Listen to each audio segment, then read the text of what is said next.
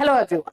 आप सभी को पता है कि यूपी स्कॉलरशिप को लेकर के जो बच्चे 24-25 वाले सेशन के हैं उन लोगों का फॉर्म फिलअप करने का एक बार फिर से मौका दिया गया है ताकि उनको पैसा दिया जा सके, जो कि पैसा उनको पिछले साल नहीं दिया गया। प्रॉब्लम ये आ रही है कि अब वो बच्चे सोच रहे हैं मैम हम लोग 24-25 वाला सेशन का फॉर्म भरे या अभी नए वाले सेशन का फॉर्म भरे। इतना ज्यादा कंफ्यूज करके यहाँ पे रख दिया गया है। एटलीस्ट जब इन लोगों का फॉर्म भरवाया जा रहा है तो उन लोगों का फॉर्म जो है स्टॉप कर देना चाहिए, लेकिन मैं इसके लिए आपको एक सही सजेशन दूंगी कि आपको करना क्या है। और जो न्यू सेशन वाले बच्चे हैं वो अपना एज यूजुअल फॉर्म भरेंगे, उनको कोई टेंशन नहीं है कि किसका फॉर्म भरवाया जा रहा है नहीं भरवाया जा रहा है, उसका कोई मतलब नहीं। आपको अपना फॉर्म भरना, सब कुछ साइट पर जो है हम लोग अच्छे तरीके से देख करके समझेंगे। सो फ्रेंड्स, चैनल पर पहली बार विजिट करें तो चैनल को सब्सक्राइब कर लेना, बेल आइकन को हिट कर देना।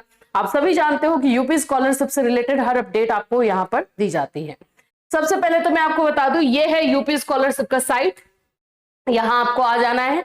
यहां पर अगर आपको डिटेल इंफॉर्मेशन चाहिए तो देख सकते हो 24-25 वाले सेशन वाले बच्चों के लिए जो है यहाँ पर डेट बताया गया है कि क्या क्या चीजें जो है इसमें आपको दी जा रही है, मिल रही है। ये सब चीजें जो है यहाँ पर बताया गया है। जैसे आप लोगों का फॉर्म फिलअप जो है यहाँ पे 27 अक्टूबर से हो रहा है, 31 अक्टूबर लास्ट डेट है। फाइनल प्रिंट आउट जमा करने का टाइम जो है 1 है नवंबर है। इस तरह से सब दिया जा रहा है। ये अभी आप लोगों को पता भी चल गया होगा। देखिए अब ये 31 अक्टूबर ही जो है लास्ट डेट है। यहाँ पर जब आप आते हो सबसे पहले मैंने जैसे आपको बताया है कि आपको फॉर्म भरना है कि नहीं फिर से, या आप अपने कॉलेज से पता करोगे। कॉलेज लेवल पर ये क्लियरली पता चल जा रहा है कि हाँ आपको फॉर्म भरना है कि नहीं, क्योंकि कुछ ऐसे बच्चे जिनको अभी फॉर्म भरने की जरूरत नहीं है। अब आप बोलोगे कि मैम इसका क्या प्रूफ है? स्टूडेंट्स खुद बता रहे हैं। मैम हमारे कॉलेज वाले ने खुद कॉल करके बोला कि आप अपना डॉक्यूमेंट सारा लेकर के आ जाइए, उसका फोटो कॉपी और आकर के कॉलेज में जमा कर दीजिए। उस बच्चे ने पूछा कि क्या मुझे फॉर्म नहीं भरना है, तो उन्होंने बोला नहीं तुम्हें फॉर्म नहीं भरना है, सिर्फ अपना डॉक्यूमेंट जमा करना है।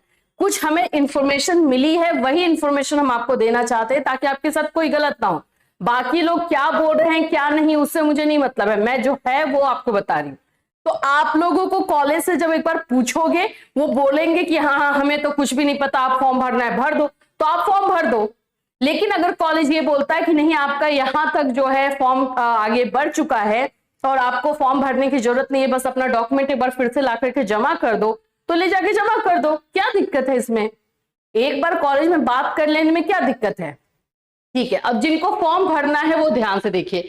यहाँ पर आपको अब दो तो मेल दिख ही रहा, दो यहाँ पर एक स्टूडेंट है। ये न्यू सेशन वाले बच्चे जो हैं यानी कि 25 से 26 का जो फॉर्म भर रहे हैं वो यहाँ भरेंगे, कोई दिक्कत नहीं। न्यू रजिस्ट्रेशन करेंगे या लॉगिन है फ्रेश करेंगे, लॉगिन रिन्यूअल करेंगे। ठीक, अब हमारे जो 24-25 वाले बच्चे हैं ये देखिए। अब 24-25 वाले बच्चे जिसने पहले फॉर्म भरा हुआ था, ठीक है, चाहे जिस कारण की वजह से आपका रिजेक्ट हो गया, लेकिन आपको रजिस्ट्रेशन नंबर मिल गया होगा। ठीक है, रजिस्ट्रेशन नंबर आपको मिल गया होगा, तो आपको यहाँ पे न्यू रजिस्ट्रेशन पे नहीं जाना है, आपको लॉगिन फ्रेश करना है। क्योंकि आप लॉगिन करो, रजिस्ट्रेशन तो ऑलरेडी आपने किया हुआ है। अब चाहे आपका फॉर्म रिजेक्ट हो गया हो या नॉट फॉरवर्डेड हो, जो भी रीजन हो, वो तो आपका ऑलरेडी है, उसको आप छोड़ो। लेकिन रजिस्ट्रेशन नंबर जो आपके पास है वही यहाँ पे डालना होगा। तो लॉगिन फ्रेश या लॉगिन रिन्यूअल, आप मान लेते हैं कि आप 23 वाले बच्चे थे और आपने 23 में आपको स्कॉलरशिप मिल गया और 24 में आपने एज अ रिन्यूअल जो है फॉर्म भरा था, तो यहाँ पे एज अ रिन्यूअल ही आप फॉर्म डालोगे। ये वाला न्यू रजिस्ट्रेशन वाला पंगा इसको देना ही नहीं चाहिए था, ये क्यों दे दिया है पता नहीं। लेकिन सभी बच्चे तो जिनका जिनका फॉर्म रिजेक्ट हुआ, चाहे रिजल्ट की वजह से हो, चाहे उनका कॉलेज ने फॉरवर्ड नहीं किया हो, चाहे स्कॉलरशिप कमिटी ने फॉरवर्ड नहीं किया हो, चाहे फंड खत्म हो गया हो, इसमें तो बच्चे का रजिस्ट्रेशन हो चुका है, तो इसका तो काम नहीं है। तो login fresh post matric other than inter student, इस पर क्लिक कर दोगे। अब उसके बाद आप अपना काम करोगे।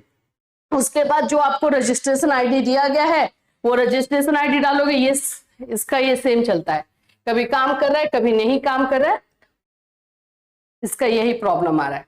तो आप लोग जब इसको ओपन करोगे, एक बार दिखाती हूं मैं फिर से, login fresh post matric other than inter students, यहां पर इस तरह से ओपन हो जाएगा। ठीक है, तो यहाँ पे आवेदन का प्रकार आपका नवीन है, दसमोत्तर है।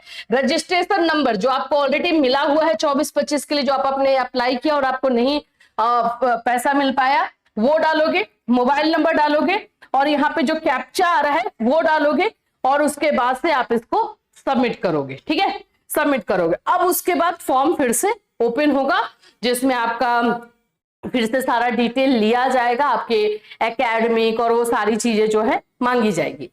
अब ये बच्चा बोल रहा है कि मैम अभी अगर मैं 27 अक्टूबर को ये वाला फॉर्म यानी 24-25 वाला कर रहा हूं तो 25-26 वाला मैं कब करूं? बिल्कुल जेन्युइन क्वेश्चन है और सही क्वेश्चन है। आप लोगों को भी ये बात देखो, ये तो मैं बोलूंगी कि आपको एक मौका दिया गया है, अदरवाइज इसका तो अभी कोई टाइम ही नहीं बनता है। पता नहीं सरकार क्या कर रही है, लेकिन फिर भी आप लोग के बेनिफिट का है तो हमें पसंद है। तो आप लोग जो लोग ये वाला फॉर्म भर रहे हैं ना, कौन सा 24-25 वाला, देखो गलती मत करना, मैं आपको अपने अकॉर्डिंग बता रही हूं। 24-25 वाला फॉर्म फिर से भर रहे हैं 27 अक्टूबर से 31 अक्टूबर के बीच इसका टाइम दिया गया है। वो अभी न्यू सेशन वाला फॉर्म मत भरना, ये सजेशन है, नहीं तो ये आप जानते नहीं हो वहां पे क्या क्या चीजें होती है। तो न्यू सेशन यानी कि 2025-26 वाला जो है ये वाला फॉर्म आप भी मत भरना। तो आप बोलोगे मैम फिर हम कब भरेंगे? टाइम बहुत है बाबू, इसका पैसा तो आपको नवंबर में ही आना है, ये नवंबर में ही आपको पैसा आएगा, यानी वेरिफिकेशन का सारा प्रोसेस इसका कंप्लीट कर देगा ये। तो आप जो फॉर्म भरना 25-26 में, जो नए जो ये वाला फॉर्म भर रहे वो बच्चे दिसंबर में ये वाला फॉर्म भरना। टाइम अगर इसका मैं बोलूं तो 10 जनवरी तक लास्ट डेट है, तो इसमें कोई दिक्कत नहीं है। 10 जनवरी 2026 तक का लास्ट डेट है, और ये डेट बढ़ जाता है, 4-5 दिन और बढ़ेगा, यानी 15 या 18 जनवरी तक ये जाता है। तो 10 जनवरी तक ये लास्ट डेट है। तो ये वाला सिर्फ अभी फॉर्म भरोगे जिनको पिछले साल का पैसा नहीं मिला है, वो ये वाला फॉर्म अभी मत भरना। अपना एक कॉमन सेंस भी लगाओ, बोलने वाले बोल रहे हैं कि ये भी भर दो वो भी भर दो, अब किस बेस पे फिर से आपका रिजेक्ट कर देगा कौन जानता है। इसीलिए कोई रिस्क नहीं लेना, पहले ये वाला भर करके और इसको कंप्लीट करो। और हाँ, ये वाला भी सभी स्टूडेंट को भरना नहीं है, एक बार पहले अपने कॉलेज में बात करेंगे, कॉलेज चाहे आपका सपोर्ट कर रहा हो नहीं कर रहा हो तो भी पूछ लोगे कि हाँ मेरा डेटा कहाँ तक पहुंचा है। अगर आपको इन्फॉर्मेशन है तो आप मुझे बताइए, क्या मुझे फॉर्म भरना है नहीं भरना है। मुझे पता है मोस्ट ऑफ आपके कॉलेज वाले आपको कोई भी सपोर्ट नहीं करेंगे, बोलेंगे हमें नहीं पता है तुम्हें भरना है, भर दो, भर दो, फिर भर दो। यानी कि कॉलेज की तरफ से कोई एक्शन नहीं लिया जा रहा है, फिर तो भर ही दो। लेकिन कुछ ऐसे भी कॉलेजेस हैं बहुत सपोर्टिव होते हैं, वो बच्चों को खुद कॉल करके बोल रहे हैं कि अपना डॉक्यूमेंट लाके सबमिट करो, पिछले सेशन का आपको पैसा मिल जाएगा, हम लोग जो है इसको आगे बढ़ा रहे हैं, आपका यहाँ तक जो है डॉक्यूमेंट वेरीफाई हो गया है।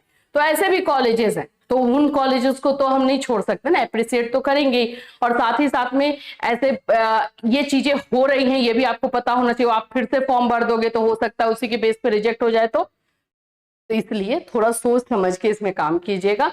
यही सारी चीजें इस स्कॉलरशिप में चल रही है।